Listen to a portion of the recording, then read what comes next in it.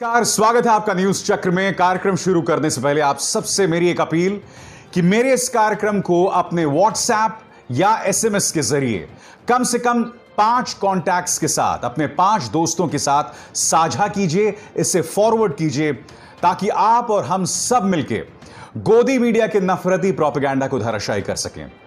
और आज मैं आपके सामने न्यूज चक्र पर चर्चा करने आया हूं देश की बदतर होती अर्थव्यवस्था, इकोनॉमी, क्योंकि इसका सीधा ताल्लुक आपके साथ है, नौकरियों के साथ है, हमारी रोजमर्रा जीवन के साथ है।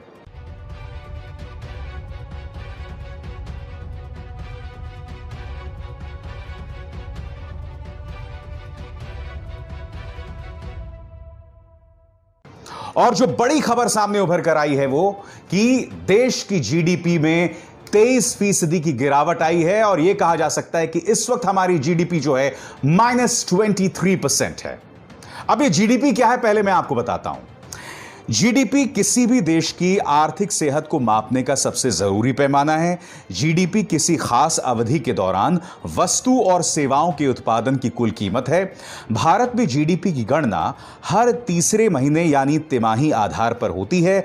ध्यान देने वाली बात यह है कि यह उत्पादन या सेवाएं देश के भीतर ही होनी चाहिए, यानी कि देश की अर्थव्यवस्था की सेहत कैसी है यह पता करता है हमारा जीडीपी, वो है सकल घरेलू उत्पाद।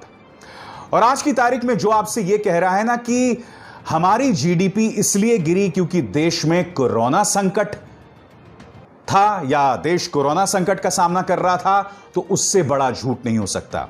अगर कोई आपसे यह कहे कि भाई बाकी देशों को भी देखो, उनकी भी जीडीपी गिर रही है, तो भारत की तरफ उंगली क्यों उठाई जा रही है, तो उससे बड़ा झूठ कुछ नहीं हो सकता, क्योंकि जो नुकसान भारत उठाने वाला है वैसा नुकसान कोई और नहीं उठाने वाला है। और मैं आपको बता दूं, आज के इस खास कार्यक्रम में मेरे साथ होंगे ये शख्स, कांग्रेस के प्रवक्ता गौरव वल्लभ, और उनसे भी हम सवाल पूछेंगे। मगर सबसे पहले मैं आपको बतलाना चाहता हूं कि देश कितना गंभीर संकट सामना कर रहा है। आपके सामने जीडीपी का अलग अलग क्षेत्रों में, गिरती जीडीपी का अलग अलग क्षेत्रों में क्या असर पड़ा है वो मैं आपको ग्राफ दिखाना चाहता हूं। सबसे पहले आप देखिए कि पिछले साल अप्रैल जून में कृषि, फॉरेस्ट्री और मछली पालन, इन तीनों क्षेत्रों की क्या हालत थी। 3.0% थी और अब उसमें 0.4 की जो है उछाल आया है।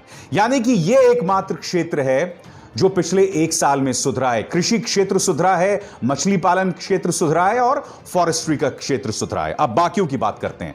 मैन्युफैक्चरिंग यानी कि उत्पादन, इसमें -39.3 की गिरावट आई है, 39.3% गिरावट आई है। कंस्ट्रक्शन, यहां पर गिरावट आई है 50% की, जैसा कि आप स्क्रीन पर देख रहे हैं। इसके अलावा व्यापार, होटल्स, परिवहन, कम्युनिकेशन सर्विसेज और जो तमाम सेवाएं हैं ब्रॉडकास्टिंग से जुड़ी हुई, उसमें 47% की गिरावट आई है। उसी तरह से पब्लिक एडमिनिस्ट्रेशन, डिफेंस और अन्य सेवाएं, यानी कि स्कूल्स से जुड़ी चीजें, डिफेंस से जुड़ी चीजें, इसमें 10% की गिरावट आई है। और अगर आप कुल जीडीपी की बात देखें तो इसमें करीब 24% की, -23.9% की गिरावट आई है। यानी कि हर क्षेत्र में मैंने आपको सिलसिलेवार तरीके से बताया कि दरअसल समस्या कितनी गंभीर है और हमसे क्या बतलाया गया था वो मैं अब आपको बताता हूं।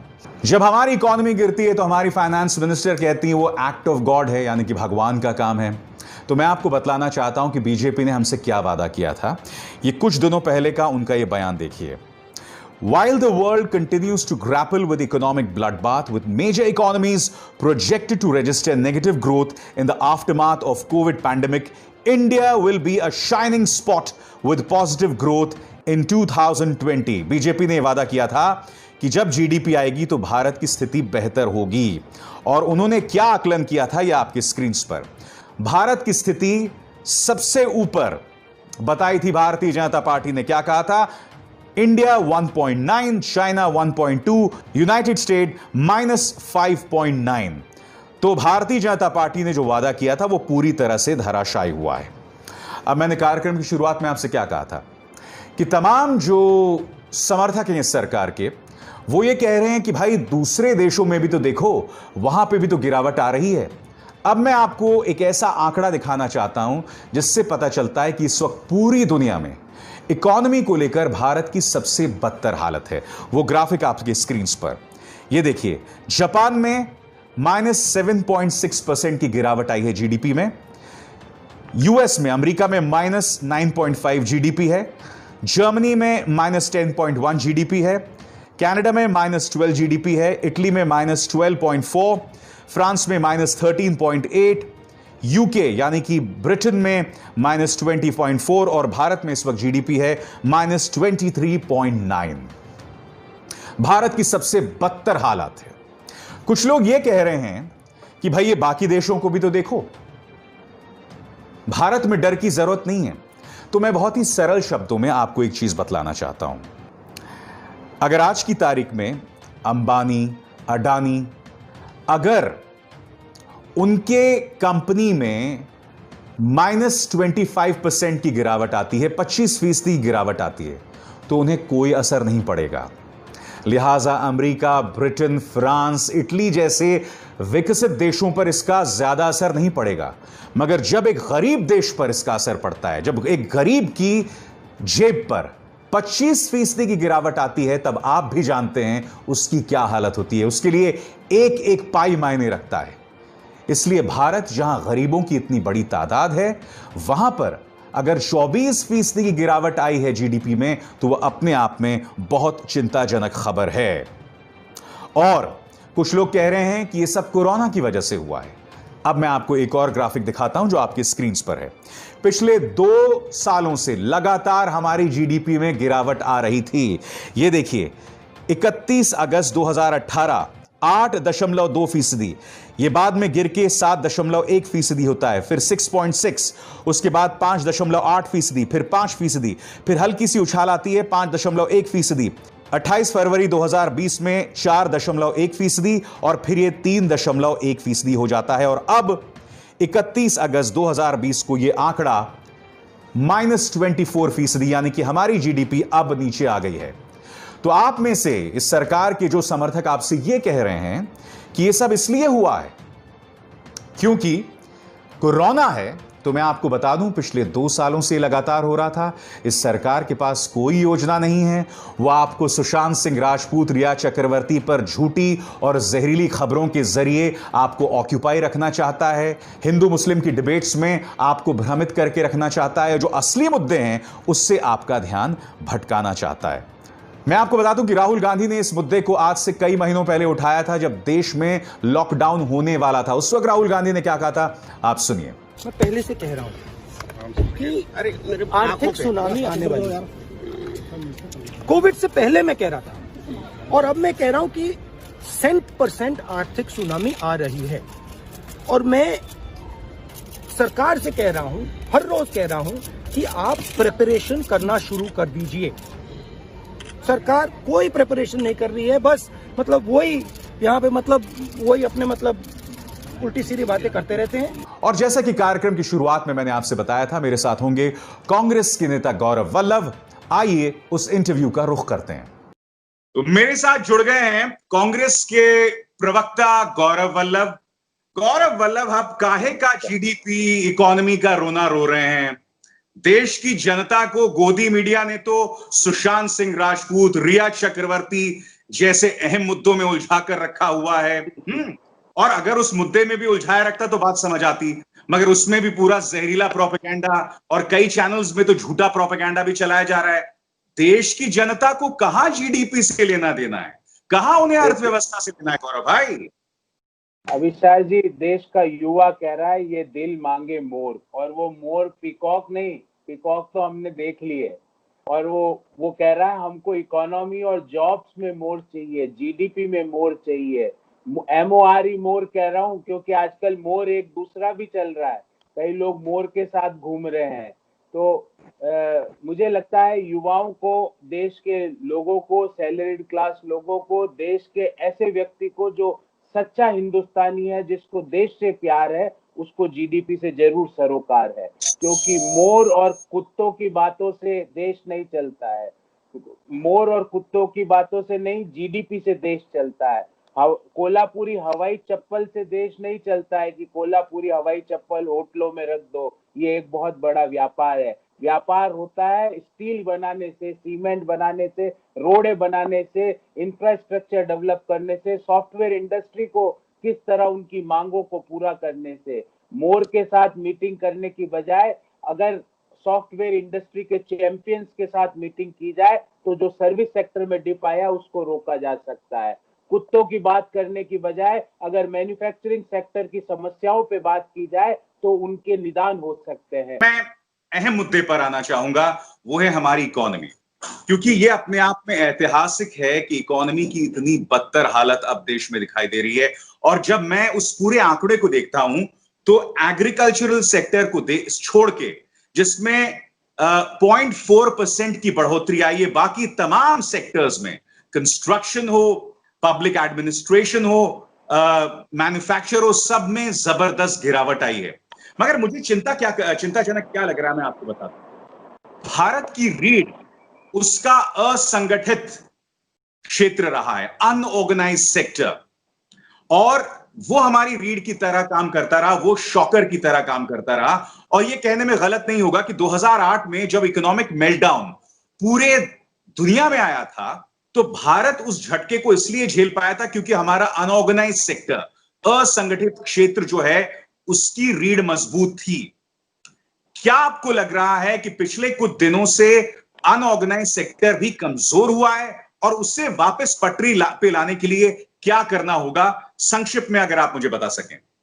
अभिषेक जी, आपके सवाल का उत्तर मैं एज ए इकोनॉमिस्ट दे रहा हूं और हर बात का तर्क दूंगा। अगर उसमें एक भी बात इकोनॉमिकली रॉन्ग है तो आपके दर्शक मुझे जरूर टोके और आपको भी लिख के दे। कल जो जीडीपी का आंकड़ा आया Q1 of financial year 21, Abhishek ji आपको जान के आश्चर्य होगा, देश में कोई इस बात को नहीं कर रहा है कि इस आंकड़े में अनऑर्गेनाइज्ड सेक्टर और एमएसएमई का कंट्रीब्यूशन नहीं लिया गया है। अर्थात हालात में आप कह रहे हैं। मैं आपको बता रहा हूं, एमएसएमई और अनऑर्गेनाइज्ड सेक्टर जो कि लॉकडाउन से सबसे ज्यादा प्रभावित हुआ है, उसका इंपैक्ट इस आंकड़े में नहीं है। एमएसएमई जिसका जीडीपी में कंट्रीब्यूशन 30 से 35% के मध्य रहता है, उसका इंपैक्ट इसमें नहीं है। ये इंपैक्ट कब आएगा अभिषेक जी कि Q2 के जब रिजल्ट आएंगे तो Q1 के रिजल्ट को रिवाइज किया जाता है। ये परंपरा पिक्चर अभी बाकी है मेरे दोस्त, अभी बाकी। और मेरा ऐसा मानना है और देश के सारे बड़े अर्थशास्त्रियों का ऐसा मानना है कि अगर Q2 के जब रिजल्ट आएंगे तो एक Q1 का रिजल्ट -30 से -35% के बीच रहेगा। अर्थात -23.9 पे हम नहीं रुके हैं, ये -30 से -35% के बीच है, क्योंकि इसमें इनफॉर्मल इकोनॉमी और एमएसएमई को अभी तक नहीं जोड़ा गया। दूसरी बात अभिषेक जी, हर चीज को act of God, act of Nehru, act of Indira, act of Rajiv, act of Narasimha Rao, act of Manmohan Singh कह के, एक्ट ऑफ वाजपेयी कह के आप अपना पल्ला नहीं झाड़ सकते। आपको समझना पड़ेगा कि क्यों 2016 के बाद प्रति साल दर साल हमारी जीडीपी गिरी है, क्यों गिरी है आपको बताना पड़ेगा। 2016-17 में जीडीपी 8% थी, जो 19-20 में, क्योंकि 19-20 में 31 मार्च तक कोरोना का प्रभाव नहीं आया था, 19-20 में घट के 4.2, मतलब आधी क्यों रही? इसके दो कारण हैं। पहला, आप जब नोटबंदी करते हो तो आप अनऑर्गेनाइज्ड सेक्टर को कम से कम 10 साल के लिए मार देते हो, वो 10 साल तक उठ ही नहीं सकता है। और ये मैं नहीं कह रहा, दुनिया का हर अर्थशास्त्री बोलता है। और जब आप गलत तरीके से जीएसटी लागू कर देते हो, बिना प्लानिंग के जीएसटी लागू कर देते हो, तो आप ऑर्गेनाइज सेक्टर को खत्म कर देते हो। उसका खामियाजा हमारी जीडीपी जो 16-17 में 8% से ज्यादा थी, जो 19-20 में 4.2% रह गई, आधी रह गई। तो ये कौन सा एक्ट है, मुझे ये बताओ। फिर जिस तरह से आपने लॉकडाउन लागू किया, अभिषेक जी कोई ऐसा देश बताओ दुनिया में जहां पे मैन्युफैक्चरिंग को बंद कर दिया हो अचानक से 4 घंटे के नोटिस पे, 4 घंटे के नोटिस पे कंस्ट्रक्शन एक्टिविटी बंद कर दी हो, 4 घंटे के नोटिस पे माइनिंग एक्टिविटी बंद कर दी हो, 4 घंटे के नोटिस पे रेलें चलाना बंद कर दिया हो। कोई ऐसा देश है जो इस तरह से डिसीजंस लेता है? 4 घंटे के नोटिस पे आप, ये कोई गाड़ी का इग्निशन ऑन ऑफ नहीं है कि आप जब चाहो ऑन कर दो, जब चाहो ऑफ कर दो। आपने एक बार ऑफ गौरव भाई देखिए ना, ऑन करने में समय लगेगा। गौरव भाई, जो लोग एक्ट ऑफ गॉड जैसी चीजों में विश्वास करते हैं, उन्हें ये भी लगता है कि हम 4 घंटे में ऑन ऑफ करके चीजों को सुधार भी देंगे और बिगड़ भी जाएगी। मगर मैं आगे बढ़ना चाहता हूं। आपने जो तमाम बातें बताई, मैं जानता हूं कि पिछले 2 साल से जीडीपी में लगातार गिरावट आई थी। कोरोना ने हालात, जैसे करेला और नीम चढ़ा वाला हिसाब किताब हो जाता है ना, कोरोना ने वो हालत कर दी हमारी इकोनॉमी की, हमारी अर्थव्यवस्था की। मगर अब हमें आगे बढ़ना होगा। राहुल गांधी भी उठा चुके हैं इस मुद्दे को कि भाई 2008 में हम इसलिए बचे रहे क्योंकि हमारा जो असंगठित क्षेत्र था इकोनॉमी का, वो पटरी पर चल रहा था। मगर अब उसे पटरी पर आगे लाने के लिए क्या किया जाए? क्योंकि देखिए, मेरा एक फलसफा है गौरव भाई, मुझे लगता है इस देश में एक शैडो गवर्नमेंट की जरूरत है। आज आप विपक्ष में हैं, तो मुझे लगता है एक शैडो गवर्नमेंट होनी चाहिए। शैडो गवर्नमेंट, जो मेरे दर्शक नहीं समझ पा रहे हैं, जिसका अर्थ है कि भाई कांग्रेस के अंदर भी अपना एक वित्त मंत्री हो, होम मिनिस्टर हो, एक शिक्षा मंत्री हो, और वो कहीं ना कहीं ट्रैक करे भारतीय जनता पार्टी के काम को। और जब अगर आप कभी सत्ता में आ जाएं तो उसी तरह की शैडो गवर्नमेंट जो है बीजेपी में हो। मैं आपसे जानना चाहता हूं, अगर आज की तारीख में आप शैडो फाइनेंस मिनिस्टर होते, तो starting with the unorganised sector, आपके क्या क्या जो है अपनी तरफ से सुझाव होते? देखिए, अनऑर्गेनाइज्ड सेक्टर में मेन कंट्रीब्यूशन है एमएसएमईज का, मेन कंट्रीब्यूशन है उस सेक्टर का जिसको हम कैटर नहीं कर पाते। आपको उनमें एक पॉजिटिविटी का संचार करना पड़ेगा। क्या आज लॉकडाउन खुलने के बावजूद भी एमएसएमई चालू हो गए जिनका कंट्रीब्यूशन जीडीपी में 30 से 35% है? उत्तर है नहीं। क्यों नहीं हुए? उनकी 2 समस्याएं हैं। आपको उनकी मूल समस्याओं के बारे में उनको एड्रेस करना पड़ेगा। नाम बदलने से समस्याएं नहीं बदलती है, समस्याएं वैसी की वैसी रहती है। नंबर 1 प्रॉब्लम, एमएसएमई को अभी हैंड होल्डिंग की जरूरत है, लिक्विडिटी सपोर्ट की जरूरत है। उनको कर्ज की खुराक की जरूरत नहीं है। और कर्ज कौन दे रहा है? कोई बैंक उनको कर्ज नहीं दे रहा है, क्योंकि बैंकों की हालत तो उनसे भी ज्यादा खस्ता हाल है। तो आपके बैंक अभी कैपिटलाइज्ड है नहीं, बैंक कर्ज देने से बच रहे हैं। आप उनको टारगेट दिए जा रहे हो, पर बैंकों को पता है कि अल्टीमेटली उनकी बैलेंस शीट और पीएनएल में इंपैक्ट आने वाला है। यानी कि पहला सुझाव गौरव, पहला सुझाव, हमारे जो असंगठित क्षेत्र हैं उन्हें पैसे की मदद दी जाए, लिक्विडिटी सपोर्ट किया जाए। ये तो पहला हो गया। अब दूसरे की तरफ बढ़ते। दूसरा सपोर्ट, जो हमारा एमएसएमई सेक्टर है और जो इनफॉर्मल सेक्टर है, वो उसका जो लेबर है वो चले गया गांवों में। गांवों से उनको वापस पॉजिटिव, उनके ऊपर माइंडल, उनको पॉजिटिविटी का संचार करके वापस उनको कारखानों में लाना पड़ेगा। क्योंकि उनको अब सरकार पे भरोसा नहीं रहा, क्योंकि वो कहते हैं कि यार कभी आपका मन होगा वापस 2 घंटे का नोटिस देके हमको आप बोल दो कि लॉकडाउन हो गया, तो हमको पैदल 1000 किलोमीटर जाना पड़ेगा, अपने बच्चों के साथ पूरा सामान कंधों पे लाद के 1400 किलोमीटर चलना पड़ेगा, साइकिल पे जाना पड़ेगा। वो कह रहे हम तो अब यही ठीक है, हमें नहीं जाना। मगर गौरव, जो आप ये बता रहे हैं, ये डर आपको नहीं लग रहा बेमानी है? और वो इसलिए बेमानी है क्योंकि आप जानते हैं कि इस वक्त कोरोना केसेस को लेकर भारत जो है वो सबसे ऊपर दिख रहा है। Number of cases in a day जिस तरह से आ रहे हैं, हालात बद से बदतर हो रहे हैं। मगर इस ये वक्त भी है जब हम चीजों को खोल रहे हैं। Things are opening up, malls खुल रहे हैं, दुकानें खुल रही हैं। तो अब आपको नहीं लगता ये जो आप डर बता रहे हैं, या ये डर अगर है हमारे मजदूरों में, हमारे श्रमिकों में, तो वो बेमानी है? अब हम वो यू टर्न नहीं लेने वाले हैं, वो यू टर्न ये सरकार नहीं ले सकती है। तो क्या आपकी ये जो आशंका ये निराधार नहीं है? अभिसार जी, लॉकडाउन से मिला क्या? जीडीपी आपने 30 से 35% नीचे गिरा दी। कोरोना में पर डे के केसेस में हम दुनिया में नंबर 1 हो गए। दुनिया के हर देश में कोरोना के पर डे केसेस नीचे जा रहे हैं सिवाय भारत के। आपको मिला क्या? आपको कुछ नहीं मिला। आपको सिर्फ एक ईगो के सेटिस्फेक्शन मिला कि आपने बोला 21 दिन की महाभारत की लड़ाई थी, 18 दिन की, मैं 21 दिन में खत्म कर दूंगा। आपकी क्या प्लान है? आपने किससे सलाह ली थी? आपके डॉक्टर कौन थे जिनसे आपने सलाह ली थी? आपके साइंटिफिक एडवाइजर्स कौन थे जिनसे आपने सलाह ली थी? आपके कैबिनेट में डिसीजंस बताओ जिसके बूते पे आपने ये लॉकडाउन लगाया। आप अपने स्वयं के निर्णय 8 बजे निर्णय लेके 12 बजे थोपे नहीं जा सकते। अभिसार जी, ये तो देश की बात है। मैं आपको बोलता हूँ, परिवार में भी मैं आपके सारे दर्शक एक परिवार में है। क्या परिवार का एक बंदा रात को 8 बजे निर्णय लेके परिवार के 5 सदस्यों पे 12 बजे थोप सकता है क्या? तो ये थे गौरव वल्लभ। और कांग्रेस हमलावर हो गई है इकोनॉमी को लेकर। प्रियंका गांधी वाड्रा ने भी इस मुद्दे पर बयान दिया है। क्या बयान दिया है आपकी स्क्रीन पर। आज से 6 महीने पहले राहुल गांधी ने आर्थिक सुनामी आने की बात बोली थी। कोरोना संकट के दौरान हाथी के दांत दिखाने जैसा एक पैकेज घोषित हुआ, लेकिन आज हालात देखिए। GDP -23.9% GDP. भाजपा सरकार ने अर्थव्यवस्था को डुबो दिया है। प्रियंका गांधी का यह तल्ख बयान, जिसमें वो देश की अर्थव्यवस्था पर आपका ध्यान खींच रही हैं। सवाल प्रियंका गांधी का नहीं, मैं आज सिर्फ यही आपसे कहना चाहता हूं कि हमें अपनी सरकार को इकोनॉमी जैसे मुद्दों पर जवाबदेह बनाना होगा। देश में इस वक्त जो संवाद चल रहा है वो बहुत ही गलत दिशा ले चुका है। हम किस तरह की बातें कर रहे हैं, किस तरह का जहर प्राइम टाइम के जरिए उगला जा रहा है। आज की तारीख में मीडिया को तवज्जो देनी चाहिए इकोनॉमी पर। चीन जो लगातार हमारे जमीन पर कब्जा कर रहा है और इस वक्त युद्ध जैसी स्थिति बनी हुई है, उस पर इकोनॉमी। आप जानते हैं कि पिछले 4 महीनों में 2 करोड़ लोगों की नौकरियां गई हैं। और अब आपके सामने जीडीपी का आंकड़ा -24%। यह अपने आप में बहुत ही शर्मनाक आंकड़ा है। और हम कब तक इससे अपना मुंह अलग करके खड़े रहेंगे? क्या इस मुद्दे को उठाया नहीं जाना चाहिए? जवाब आपके पास है।